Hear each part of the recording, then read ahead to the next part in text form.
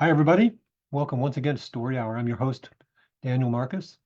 My esteemed co-host and also one of our readers tonight is Laura Blackwell.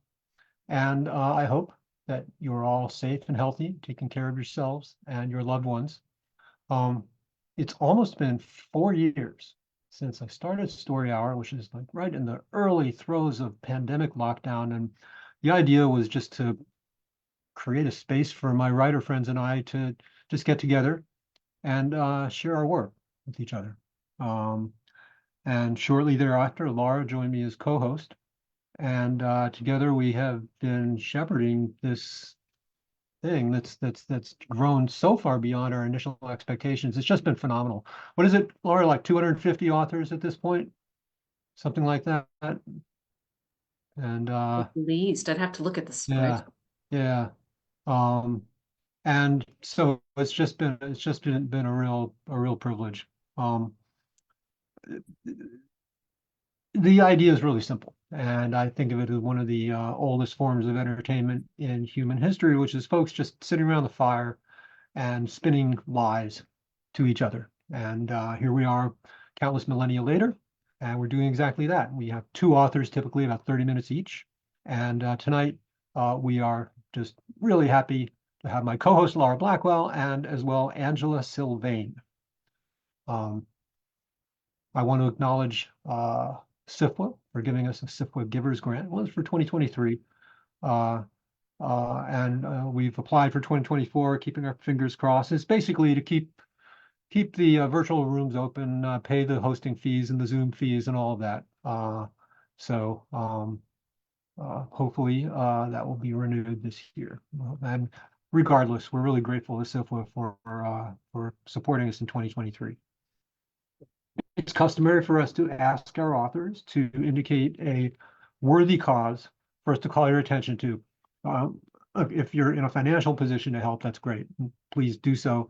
If you're not, that's fine too. Just be aware. If you are so inclined, please share that awareness with others.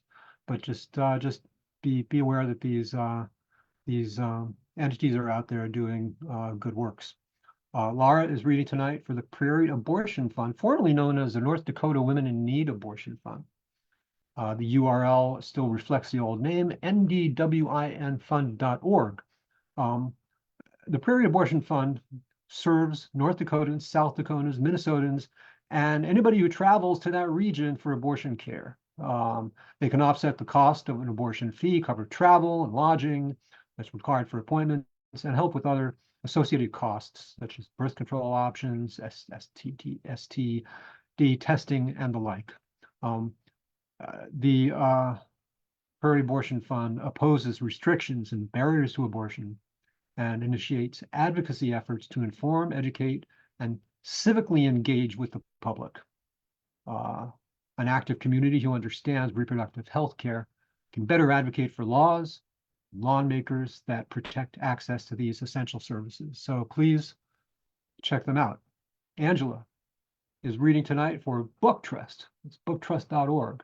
Book Trust provides all children equitable access to books of choice in order to promote reading motivation and engagement.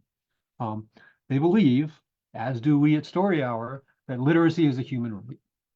Book choice and ownership creates more motivated readers. Reading has the power to transform lives and communities, which breaks the cycle of poverty. We all know this here at Story Hour. In collaboration with Scholastic Press, every student in a Book Trust classroom has access to a rich selection of culturally relevant reading level appropriate titles. They can choose books from Book Trust's customized catalog throughout the year at no cost to their families. So this is also a really great organization. It's booktrust.org.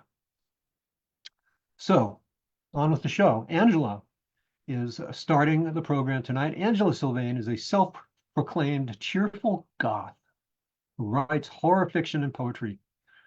Her debut novel, Frostbite, is out now, and her debut short story collection, The Dead Spot Stories of Lost Girls, is forthcoming from Dark Matter Inc.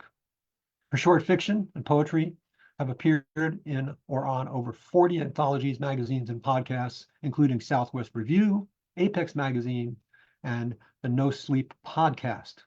She lives in the shadow of the Rockies with her sweetheart and 3 creepy cats. You can find her online at angelasylvaine.com. Angela, thank you so much for joining us. Welcome, and the floor is yours.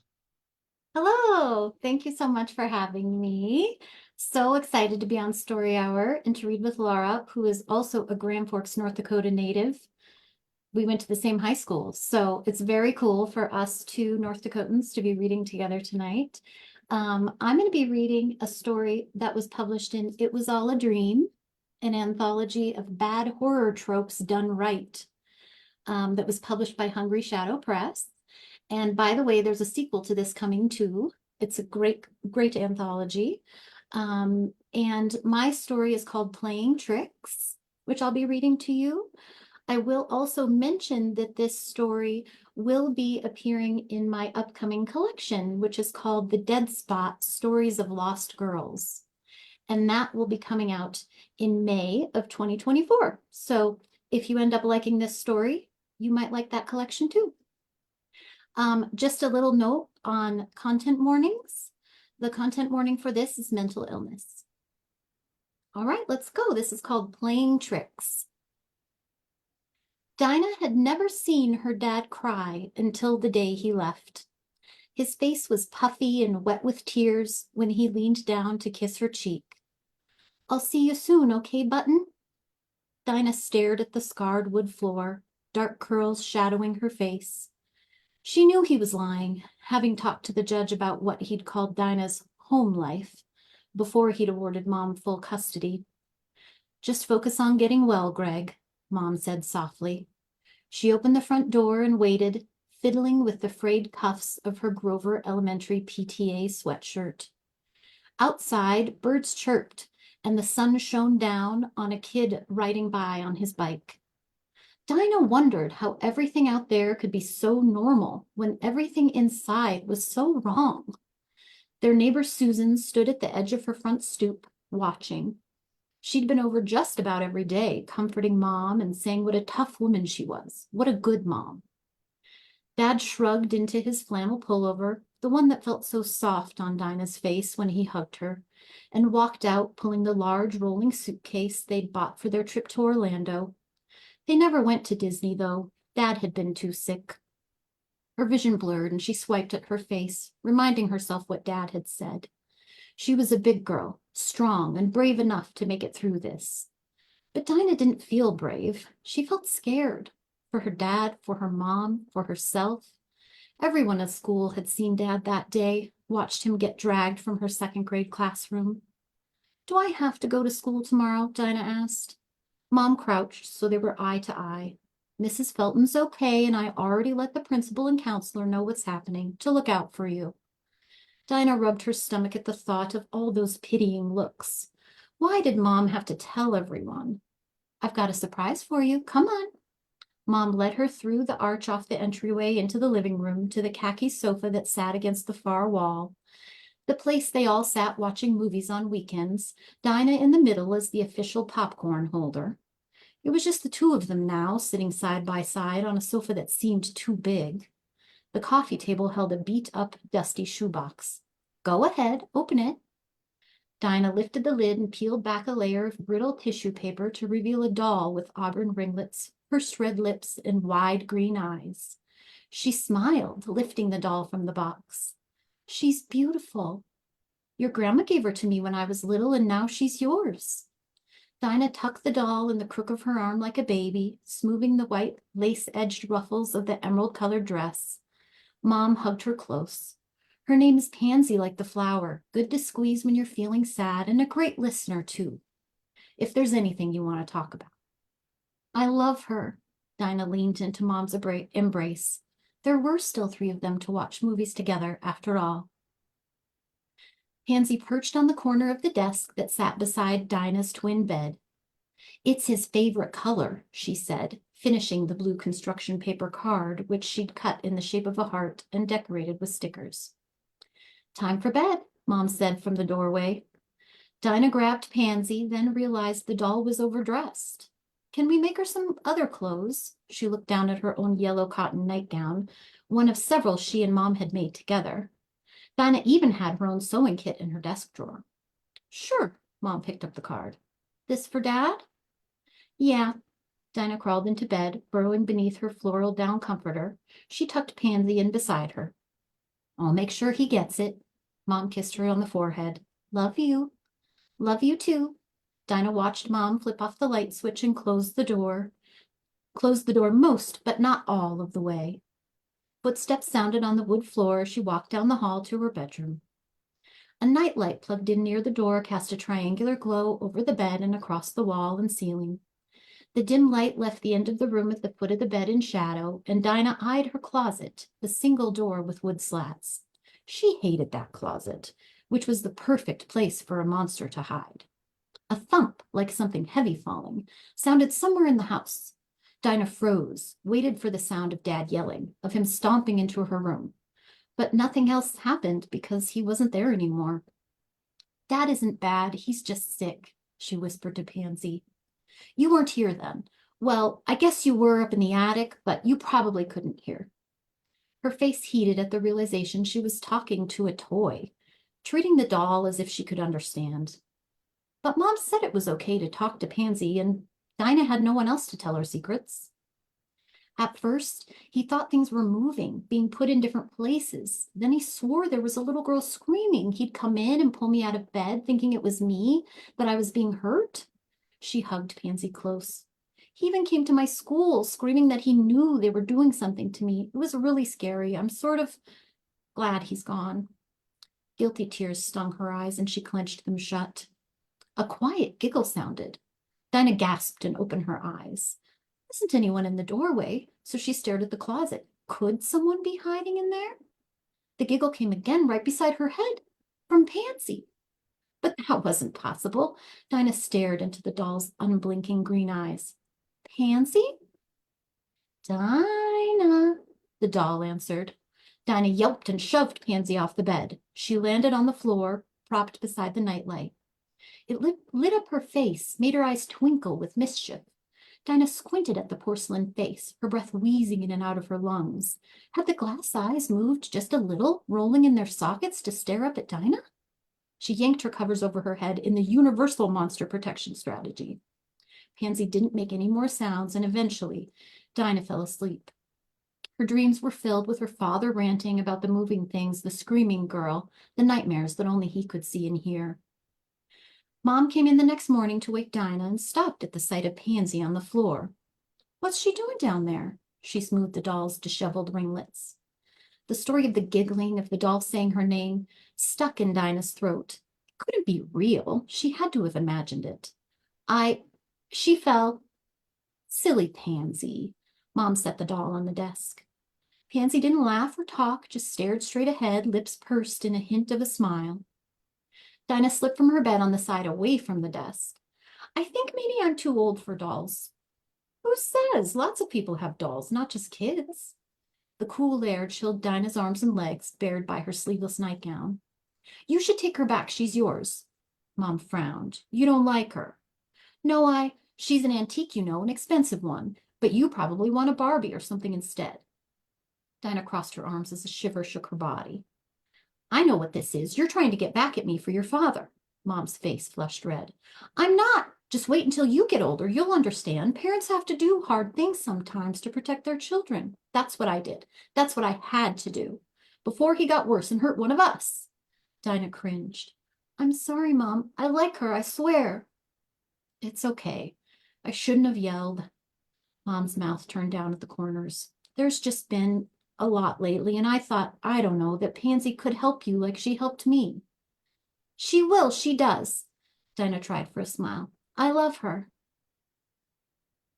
Dinah lay in bed, covers pulled over her head, and tried not to listen to Pansy's whispers. She'd almost gotten used to it over the past 2 weeks. Every night, after tucking her in, Mom placed Pansy on the far corner of the desk and shut off the light. Not only did the doll whisper and giggle through the night, she moved. By morning, Pansy would be perched on the edge of the desk closest to the bed or lying beside Dinah on top of the covers. This morning, Dinah opened her eyes to find Pansy lying on the pillow just an inch away. Dinah shrieked and shoved the doll. Pansy struck the wall with a thump and fell face down on the floor. Leave me alone, Dinah screamed, pressing her fists over her eyes. Mom rushed into the room. Are you all right? Dinah uncovered her face to see Mom stooping to pick up the doll. Again with this? You know Pansy is precious to me. You're treating her like this. It's mean and hurtful. Dinah sniffled. I'm sorry, I tried. I really did, but I can't stand it. Mom sat on the edge of the bed, still clutching the doll by one tiny hand. What are you talking about? Tried what? Pansy. I tried to be her friend, but she won't leave me alone. Mom's eyes widened. Leave you alone? What in the world do you mean? A sob hitched in Dinah's chest. She talks to me. Oh, hon, that's just your imagination. No, she talks and laughs and she moves, even climbs into my bed. I don't like her doing that. She moves? Pansy slipped from her mom's hand, falling to the floor. Oh, no, no, no, no. She stood and rushed from the room. Mom? The silence stretched out until Dinah couldn't stand it any longer. She scrambled from bed, giving the doll a wide berth, and raced down the hall. She found Mom in the kitchen. The blinds were still closed, blocking the morning sun and making the normally cheerier room appear cave-like. Mom slumped on a stool at the kitchen island, phone pressed to her ear. She thinks the fucking doll is moving, Greg. Dinah halted the F word, freezing her in place like a slap. I know that. Mom quieted for a moment. No, you didn't see her. It's like before, when it first started with you. She whispered that last sentence. Dinah took a step back, considered running back to her room, but it wasn't safe, not with Pansy there. Mom stood and thrust the phone at Dinah. Talk to your father. Hand trembling, she reached out and took the phone. Dad? Hi, Button, I miss you. I miss you too. Dinah turned her back to her mom. Tell me about Pansy. I don't want to, she whispered. It's okay, I'm not mad. Just tell me what's happening. This sounded like the old dad she remembered, the one who was so patient, always had time to listen to her problems. Okay, she told him everything. When she finished, there was only silence. Dad? I'm here, he sighed. I know that all seems real to you. It is real. Hush now and listen. Okay. I hear and see things too sometimes, or I used to. She nodded. I know. I was imagining things that weren't real. She remembered him bursting into her classroom, shoving Mrs. Felton to the ground, breaking her arm. He'd thought someone was hurting Dinah. You were sick. Yeah, I was sick. I am sick. But I'm getting help, taking medicine to get better. Are you coming home? Not quite yet, Button. Soon, I hope. I miss you, Dad. I miss you too, so very much. She swallowed, her throat tight. The thing about my sickness is it sometimes runs in families. He cleared his throat, and she wondered if he might not be trying not to cry too. Well, it might be that I gave it to you. I feel fine. This is a different kind of sickness, one in your head, but the doctors can see and they can help like they're helping me. Legs suddenly weak, she dropped to the floor, drawing her knees to her chest. Am I going to have to leave too? Live somewhere else? No, no. You just need to see the doctor. Tell them what you told me. I don't want to. They'll help you, I promise. You trust your dad, don't you? Yeah. And she did, even after everything. Then I need you to do this for me so you can get better too, and we can all be together again, okay? Promise? Dinah did want her dad back, her real one from before. She wanted them to be a family again. Promise. Dinah watched as Mom placed Pansy in the shoebox and climbed the ladder to the attic, returning the doll to her place among the dusty totes of old clothes and forgotten toys. She didn't follow because the pills the doctor had given her made her head fuzzy and her knees wobbly. She tried to forget about the doll as she sat coloring at the coffee table, but Mom and her PTA friends wouldn't stop whispering about Dinah and her imagination. They all clustered around the kitchen island, taking turns hugging Mom and murmuring words of sympathy and encouragement. That night, Dinah lay awake, too frightened to sleep. Not because of Pansy, but because she didn't want to be sick. Mom and Dr. Vicky said it would be fine, that she would get better. But what if she got worse like Dad? What if Mom sent her away too? A whisper sounded and Dinah bolted upright, heart thumping. She strained to hear, but the only noise was the soft whoosh of the air conditioning. Had she mistaken it for a whisper? She cataloged her room, and everything seemed to be in its proper place, nothing there that shouldn't be. The door was still cracked open, displaying a slice of the dark hallway. The sound came again, definitely a whisper, saying, "Dinah," from beneath her bed. Gripping the edge of the comforter so tight her fingers ached, she reminded herself that she was brave and strong, and if this was her imagination, the medicine would help.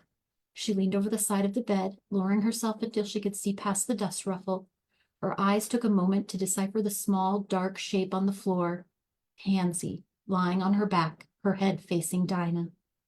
Pansy, giggling. Dinah yelped and pulled herself back up, yanking the covers over her head and lying as flat as she could. Tears leaked from her eyes and soaked her pillow.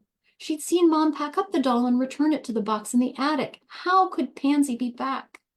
Dr. Vicky's words came back to Dinah. Sometimes the mind plays tricks. The air left her lungs in a whoosh. Could she be imagining Pansy like Dad had imagined things moving?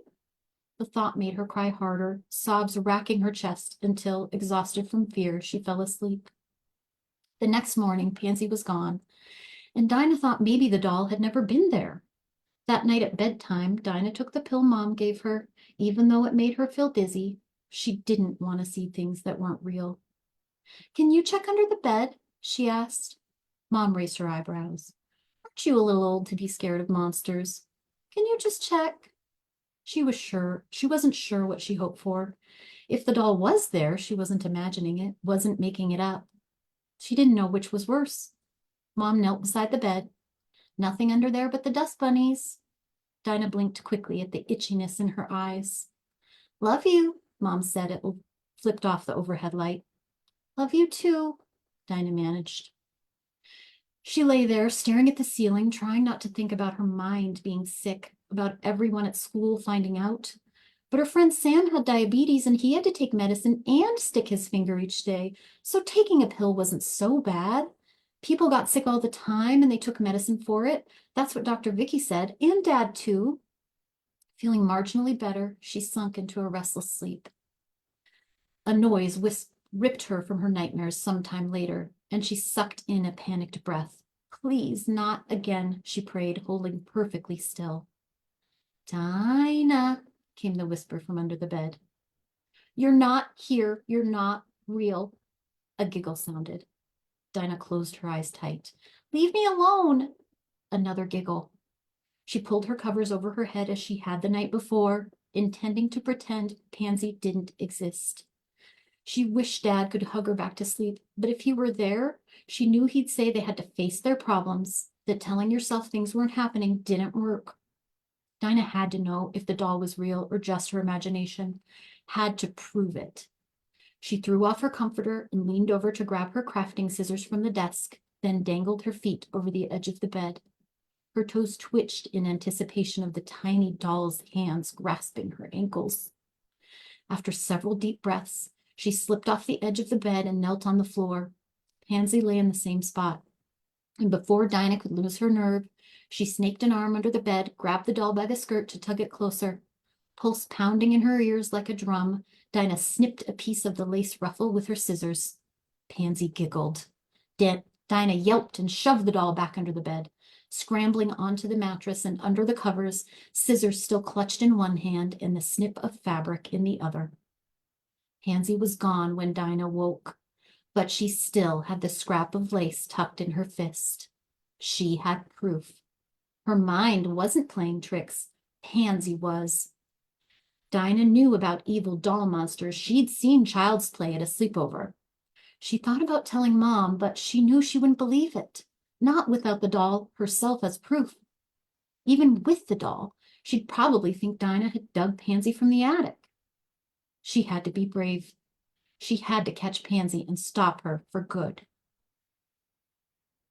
Dinah was rigid as a board, body tense as Mom tucked her in. "You okay?" Mom asked. "Fine." Dinah resisted the urge to check under her pillow for the knife she'd stolen from the kitchen, knowing her dull-tipped scissors wouldn't be enough to defeat an evil doll. "Maybe I should look under the bed again just to be safe." Mom checked, declaring the space empty of monsters, before saying goodnight. Dinah counted to 200, then climbed out of bed, stuffing a pillow beneath the covers to take her place. Bringing her knife with her, she crept toward the closet, gripped the knob, and flung open the door, empty of monsters. Easing out a relieved breath, she stood with her back to her hanging clothes and closed the door, peeking through the wood slats at her bedroom. She waited for over an hour, having to switch the knife from her right hand to her left, then back again, to wipe her sweaty palms. Dinah yawned and blinked rapidly, trying to stave off the tiredness. Just when she thought Pansy wasn't coming, the floorboards in the hallway creaked. She froze, gripping the knife tight. The door edged open another foot, blocking her view, and Dinah held her breath. She watched the bottom edge of the door, waiting for Pansy to come walking or maybe crawling into the room. But the figure that entered was much taller. Mom, probably coming to check on Dinah to make sure she was okay. She was lucky to have such a good mom. Knew not everyone did. But if she checked the bed, she'd only find pillows. Dinah would be in big trouble if she were found in the closet with a knife. Mom might even think she was going to hurt herself or someone else like Dad. But Mom didn't touch the mound of pillows. She knelt on the floor, something in her hands. Pansy. Dinah slapped one hand over her mouth and watched as Mom slid the doll beneath the bed before standing and leaving the room, closing the door most of the way behind her. The floorboards creaked under her retreating footsteps. Feeling dazed, as if she might be dreaming, Dinah exited her hiding place in the closet.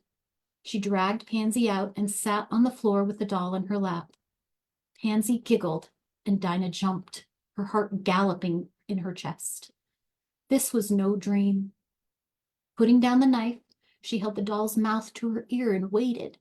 Another giggle, but not from the mouth, more from the chest. Frowning, Dinah flipped the doll over and unfastened the back of its dress to display the soft body beneath. A line of pristine white stitches ran down Pansy's spine. Hand trembling, Dinah cut through the stitches to the stuffing beneath. Something hard and black was wedged within the torso and she tore it free. The slim square plastic box had a waffle pattern on one side and a battery cover and switch on the other. When Pansy started giggling again, Dinah flipped the switch, silencing the voice. Her stomach clenched in a tight knot as she pushed the doll from her lap to lay limp on the floor, no more possessed than any of her toys. She got up, bracing herself on the footboard while a wave of dizziness passed. When she felt sure she could walk, she crept from her room and down the hall, staying close to the wall to avoid the creaking boards. She reached Mom's closed bedroom door and pressed her ear to the wood. From within the room came a high-pitched giggle, then a soft, "Dinah." It hadn't been Dinah's mind or Pansy playing tricks. Mom had been making her hear voices, had been moving the doll. Clamping her mouth closed on the scream that wanted to escape, Dinah crept backward, away from Mom's room. Icy fingers of fear gripped Dinah's lungs and squeezed them tight at the realization the monster wasn't under the bed or in the closet, but in the next bedroom. Nightgown soaked through and clinging to her sweat-slick skin, Dinah crawled back into bed, bringing Pansy and the speaker with her. Working carefully in the dim light, she turned the speaker on, placed it back inside the doll, repaired the stitches with her sewing kit, and returned poor Pansy to her hiding place. Dinah lay in bed, a painful lump clogging her throat. She'd thought Mom loved her, would always take care of her. Her chin trembled, and a sob hitched in her chest. A soft giggle sounded, and her sadness evaporated. Mom had made Dinah think she was sick. Probably Dad, too. She wasn't a good mom at all. She was mean and bad and a liar. But Dinah was brave and strong, and she knew how to stop monsters. She reached beneath her pillow and gripped the knife. When Mom came to move Pansy, Dinah would be ready. That's it. I love your smile at the end of it. So, oh, that was Thank great. you. She's so Thank you so sweet. much. Um, oh, Angela Sylvaine, everybody. Thank you so much, Angela. It's our custom to just between authors, just pause a moment, be silent, take a breath, let the work sort of ring and resonate, and just clear the boards for the next author. So we're going to do that. We're just going to chill for a moment.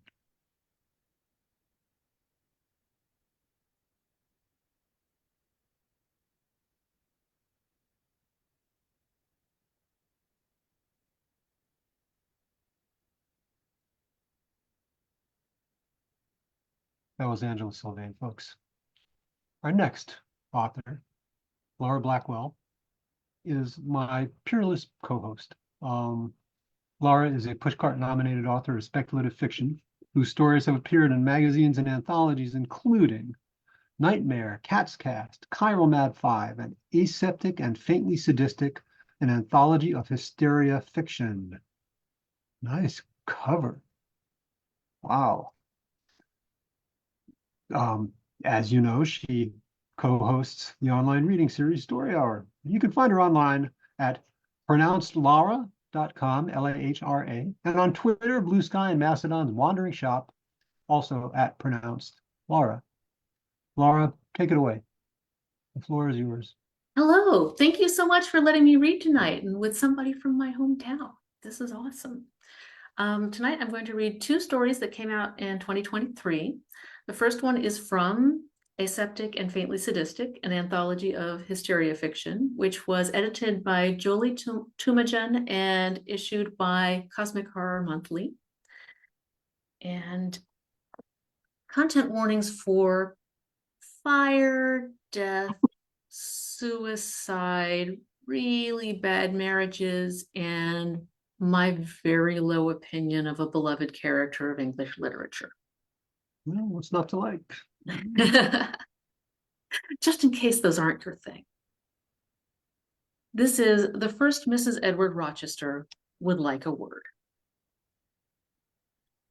Ladies, thank you all for answering my wordless cry across the moors. It is difficult to attend, I know, when one has been maligned and cast aside, and I am grateful that your angry spirits had enough passion in them to heed my call and undertake the journey. Thank you as well, I suppose, Edward. I'm surprised that you came to my ash-strewn grave.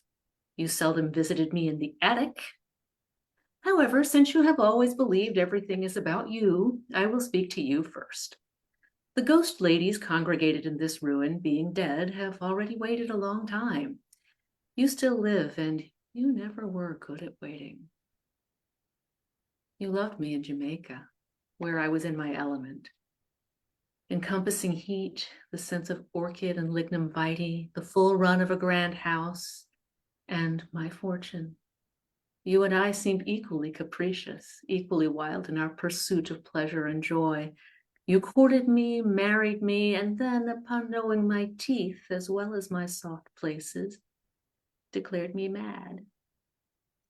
Rather than leave me or my 30,000 pounds, you took me to England and locked me in the attic of your estate, where you could enjoy free reign of my money without even looking me in the face. Thornfield, you called your home, a ludicrous name that yet described our marriage perfectly, a field that bore barbs instead of fruit.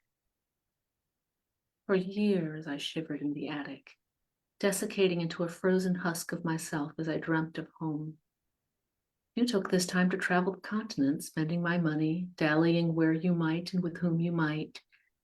It gave me time to hone the blade of my resentment, to scheme as I stole the occasional knife or candle from my jailin.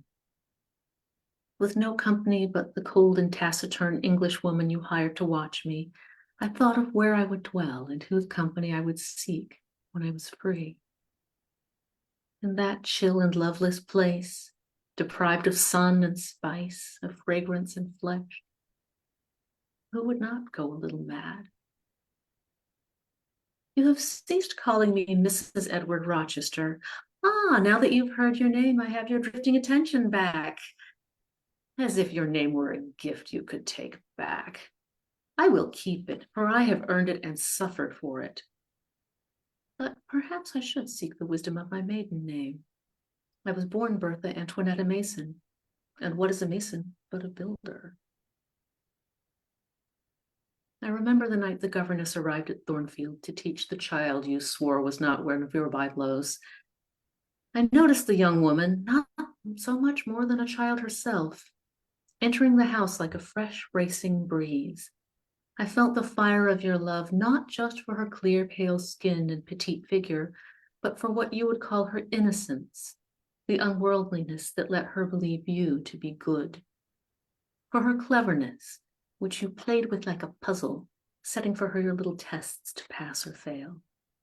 For her sense of duty, bound to bring whatever goodness you might have to the forefront, or else instill you with her own. My jailer seldom spoke to me, but I listened at the floor and learned that the governess was called Miss Air.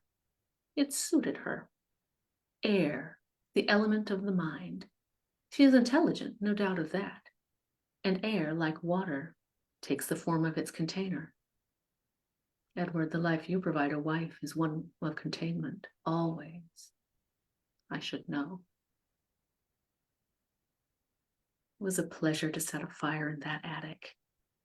Those drafty rooms, rickety and swaying at the top of your chilly house, became as warm as Jamaica, as home. I should have built myself tall, reached to the sun above, instead of giving myself to the icy chambers of your home and your heart. When I destroyed Thornfield, I showed your naive bride your falseness, your cruelty. With the fire raging, I was sure to die at Thornfield, but I refused to end my life within the walls you used to box me in. A rescue would have been worse yet, your arms containing me until I could be locked away within colder walls. That is why I jumped.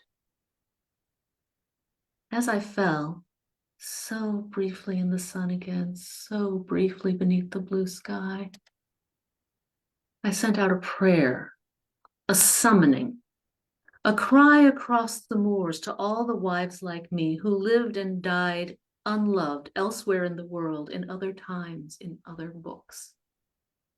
To you, mysterious Ligeia, who refused to be replaced. To you, women of Salem village, hanged for your share of firewood.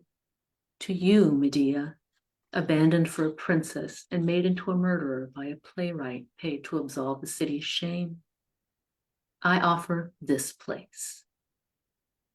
All you wives written over and reduced to evil memories, you have a home at last. Women of fiction, women of fact made fiction, I am here for you. As all the mad wives and the monstrous wives who disappointed and were disappointed, all of you who were found wanting because you dared to want, the iron gate of Thornfield stands open to you. Defiant women, rise from this grand estate of ruin and rubble, of trees emerging through the ash. Let Thornfield become a spectral home for all the vengeful ghosts of ill-used wives. Build its rooms with the planks from the gallows. Pave its floors with our bones. Perfume it with the dust of wedding bouquets tossed and caught with hopes forever unrealized. I'm a mason, and I will build. Now I feel a breeze. Someone else has heard my call across the moors. Miss Air, formless child, I do not doubt that Edward will try to win you back, although it saddens me that you should turn your intellect toward justifying foolishness. I fear that you will decide you are a better person if you forgive. Perhaps now that the scars I have left on Edward's face match those he left on my soul, you will decide that you are insightful enough, pure enough to love him for more than the charisma his arrogance gives him. Perhaps you will trick yourself into believing there was ever something more than that in him. I did once. You I can forgive, though not him. Please understand, Miss Eyre, that I have never been your enemy. You fear me, I know, but I have never harmed you, have never even tried. Never did I turn even on my jailer, but only the architects of my prison. The first time I escaped the candle with it, the attic with a candle in hand. I could have set fire to your bed, but instead I set Edward's aflame. Oh, do not look at me so. It is true, the last night of my life I tipped a candle to your bed sheets, but only because you were not there. Had you been in that bed, even with Edward, I would not have done so. Mad I may be, impetuous, willful, but never cruel. Miss Eyre, even you are welcome here, should you ever decide you wish to become your own. As for you, Edward, I did my best to burn your bed and scorch your earth. But with my death, I relinquish my earthly claims on you. If your child bride will take you back, do right by her if you know how. Though I have my doubts, perhaps you have it in you. I will wait for you in Thornfield, where now I walk freely. I do not know how long I can stay, but surely even when my ghost fades from the mortal realm, wronged wives will gather here and learn one another's ways of haunting and vengeance, one another's ways of warning off our would-be successors. There are many of us with much to teach. My actions have placed heaven, like Jamaica, forever beyond my grasp. After I quit Thornfield, Edward, I will build a house for us in hell. There, I will hold the keys.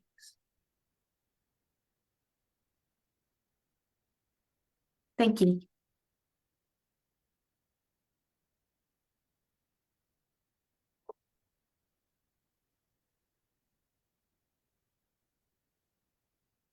And now for something completely different. Let's see, this story appeared in Wild Blood in October of 2023. And, I would say that the big content warning in this is going to be death. This is In My Forest of Inky Night. In life, I had a ritual with the letters I received. Once I'd absorbed their meanings, I took the letters out into my forest and shredded them with my hands, tearing across their secrets so that no one else could ever claim them. I mixed the letters with the leaves, allowed the rain and the worms to make them into soil. Sometimes birds took shreds of paper to line their nests with words. From the secrets I kept, life sprang forth unabashed. The care facility where I died was clean, sterile, colorless. Pleasant if you find it reassuring to be so far from dirt. I missed the smells of clay-rich forest soil and yellowing paper. In bland surroundings, I too became colorless, my skin as thin as the onion paper upon which I wrote my poetry, my veins as blue as ballpoint ink. No one came to visit me the day I died. My brother-in-law, the husband of my late sister, did not visit every day. He is a decent man with a sense of duty, but visiting that pale, glossy-surfaced room more often than he visited my little house would have implied a closeness between us that did not exist. Neither of us visited one another much on the mountain, and leaving the mountain was a step neither of us liked to take more than we had to. He's gone now, moved in with one of his daughters and never came back. My house is gone now too, torn down to make way for something more modern. But nobody touched the forest. My relatives still say it's a pity that I didn't die in that house, stretched on the sofa in front of the fireplace, rereading Emily Dickinson and Edna St. Vincent Millay. That it would have been kinder if my heart had stopped while I sat on one of the two rockers on my tiny porch, drinking my coffee or smoking a cigarillo as I looked out into the mountain woods. I heard them say so as they stood on that now empty porch, the embrace of my forest all around. I built that snug little house, every corner considered, to be near my beloved sister. She was all the company I needed. Although her husband was not thrilled to share his retirement with me as well as with her, I heard the grumbles about unnatural, usually in reference to my preference for trousers or the fact that I never married. But he accepted my presence because she loved me. When she died, he and I kept out of each other's way. We shared a driveway, but it's a big mountain. Years and years ago, I was engaged to a young man. He died of blood poisoning when the dye from his socks seeped into a blister. This is a thing that used to happen. No one would believe it, Nick. But it did. My sister's daughters and her daughter's sons and daughters came to visit me every year when they came to visit my brother-in-law. There was little for the children to talk about with me, and perhaps they were intimidated by this old woman with steel-rimmed glasses and steel-colored hair. So they flitted about my house, flipping through my books and rearranging my penguin figurines as my nieces chatted pleasantly. Then they would go back to their faraway homes, and the forest and the books and I were alone together on the mountain. No one but me was ever comfortable staying in my house, where the water from the board well smelled of sulfur. The guest room saw little use. Even now, dead with decades to harbor resentment or regret, I am not certain that I mind. Tiny as my house was, it took my relatives years to empty it after my death. No one wanted to sell the house and burden my cantankerous brother-in-law with a neighbor to share his driveway. And from what I gathered, they were sad to take my house apart by stripping it of my things. We had not known each other as well as they might have liked, and by dividing my possessions among them, perhaps they felt they were dividing me as well. Foremost among my possessions were the books I read, some inscribed in handwriting only I can identify, given to me under pet names only the giver ever knew, signed in loops that meant nothing to anyone but the two of us. The books I wrote, in stenographers' notebooks and reams of unbound paper, my diaries and my poems, stacked in boxes on the floor of the guest room closet, the puzzle of my writings, all undated. I expect I shall always remain a woman of mystery. In my bedroom, heavy 78 RPM records in their lovely slip cases lined the lowest bookshelves, Caruso, symphonies, ballets. I had no player to extract the music from them. The topmost closet shelf, well above my height, held a box of my greatest secrets. Envelopes emptied of correspondence. Friends my family knew, friends they did not know. One envelope from a famous lesbian poet. Like the books, the envelopes absorbed the scent of the forest woods. My relatives probably assumed that I burned the letters in my fireplace, but that is where I burned bills once paid, the tax returns, all the things that did not matter and were not worth keeping. My diaries kept my worries and my observations, encoded in my crabbed hand in fading ink. My poems spoke my dreams. The letters held the secrets of others. They held the stories we told each other, the dreams we shared, our thoughts on one another's poems. They are my secrets, my loves. They were never meant for the eyes of whoever was cleaning out the house. Now a wraith, lighter than Giselle, I walk the moonlit woods at night. Although my secrets died with me, they sprouted new trees, birthed new seasons of birdsong. My letters have become my forest. My forest has seeped into my books. I am dissolved in the ink, the paper, the leaves. My books are scattered across the country, but I have not been divided. In death, I grow.